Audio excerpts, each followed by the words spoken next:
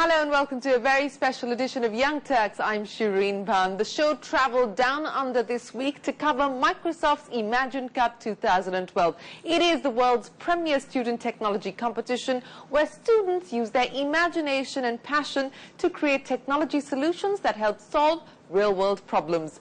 But before we bring you some of the world's brightest ideas, here's a glimpse of the beautiful city of Sydney that's been home to some world-changing innovations, like the black box flight recorder, the electronic pacemaker, and even the ultrasound scan. Located on the southeast coast, Sydney is home to the iconic Sydney Opera House and the Harbour Bridge, as well as the popular Bondi Beach. But Sydney is not just about natural beauty and cultural diversity. It's a city that embodies innovation and the passion to win. Now, since the first Imagine Cup, which was in Spain in 2003, 1.65 million students have participated in the challenge from more than 190 countries over the past decade.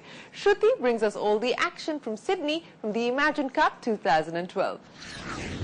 I'm at Sydney's Convention and Exhibition Centre. From there, I'm going to get you all the action from Microsoft's Imagine Cup 2012. In its 10th year, this Imagine Cup will see more than 350 students from 106 teams across 75 countries battle it out for the top 8 and a prize of $1,75,000. But before we head into competition, here's a quick glimpse at last year's winners and their ventures. After winning the Imagine Cup in 2011, James McNamara created a car electronic system that monitors safe driving. He's turned entrepreneur with his venture Clever Miles. Looking at launching the venture soon, James is currently completing his master's degree in cloud computing and mobile technology. It's a small device that you plug into your car. If you drive safe, you get rewards. So basically you can log onto the platform, see how you drove, where you drove. Very simply, you can get rewards for driving safe. It's a pretty straightforward platform. The entire system is cloud-based. We have a huge amount of cloud services, so that would be a large cost. But DreamSpark gives us pretty low-cost access to cloud services. Participating in both the Imagine Cup 2010 and 2011, Vinny Lohan took his project and created his company OneBeep, a software that provides a simple, effective and low-cost way to send out daily lessons to millions of children. He now plans on launching OneBeep open source, giving the technology to the world for free. It's not easy to launch many things within OneBeep particular because it's a methodology to provide internet over FM radio.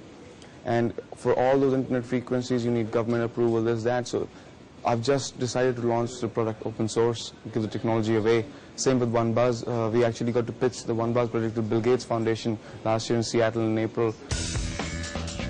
Sally Berberman from Argentina participated in the Imagine Cup in 2007. Since then, she's converted her project Wormhole IT into a full-fledged business which allows educators to communicate in real time with students from different countries. With more than 2,000 customers in 15 countries, Sally is now looking to expand into Southeast Asia. Right now, Wormhole IT has 18 employees. We are based in Argentina for development, but we also have our company in the United States. We have customers and operations in more than 15 countries, and we had reached different telco partners that offer our solutions to their customer base, mainly Telefonica in Latin America, Argentina, Brazil, Colombia.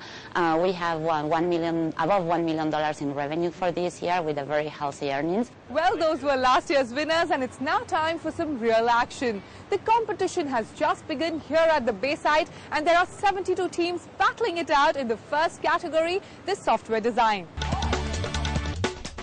After the 2011 Tohoku earthquake, the tsunami, followed by the nuclear crisis, Japan experienced scheduled blackouts due to power shortages. Today, power saving is considered as one of its most important problems, and the team from Japan, Kokolo, came up with a solution.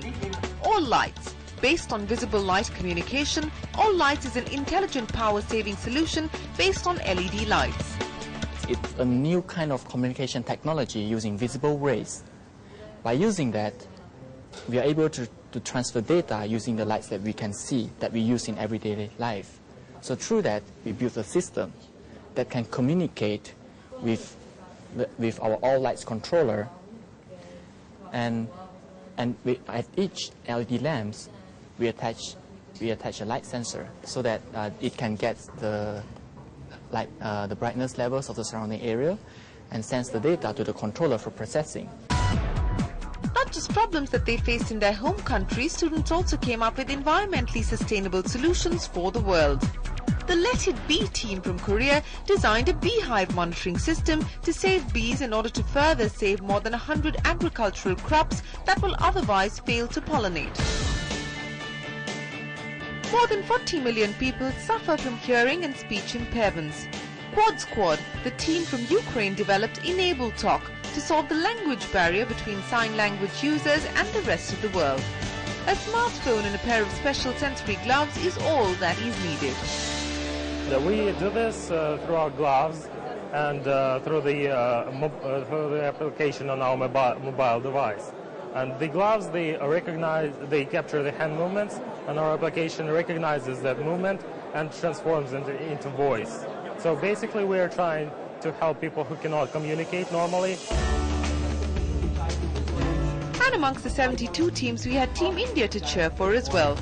Their innovation addresses the problem of dyslexia. 7% of the world's school population suffers from dyslexia. Team D Labs has developed its own hardware for eye tracking and sensing the motion of the body. So once dyslexia is identified, interactive games of different genres are then created, which collect data like reaction time, accuracy, heat map, understanding of speed, emotion and direction, and the time spent in each application. And for solving this global problem, Team India was awarded the People's Choice Award and a cash prize of $10,000. Could not make it to software design, then went into the top 3 of Health Awareness Award, could not make it today, and then finally won People's Choice Award. That's great. Thank you to the people and all those people who are in the home. Well, congratulations, Team India. It's now time to talk to S. Somasagar. He's the Corporate Vice President, Developer Division at Microsoft. Som also oversees Microsoft's India Development Center in Hyderabad, and he's been the driving force behind launching the company's R&D facility in India way back in 1999. We asked him how corporates can help nurture and incubate innovation in India and strengthen the entrepreneurial ecosystem. Take a look. Now, Imagine Cup is in its 10th year. Why the need of holding a competition like this, and how does it really benefit Microsoft? When we started 10 years ago, to be fair, I'm not sure that we knew what we were getting into, right? All we knew was like, hey, today's students are tomorrow's leaders, okay? And we, by virtue of us being a technology leader, we felt that, hey, we have some kind of a moral obligation, right? To really think about, what can we do from our perspective to help the next generation leaders who are students today, right? Yeah. What can we do to make technology a fantastic level playing field kind of thing for students coming out of colleges, so that no matter what walk of life they are a part of or which part of the world they are coming from, the technology can be an equalizer. To really boost the entrepreneurship ecosystem globally, what do you think really needs to be done? Imagine Cup is doing a wonderful job, but do you think schools and universities really need to gear up students for this? Sure.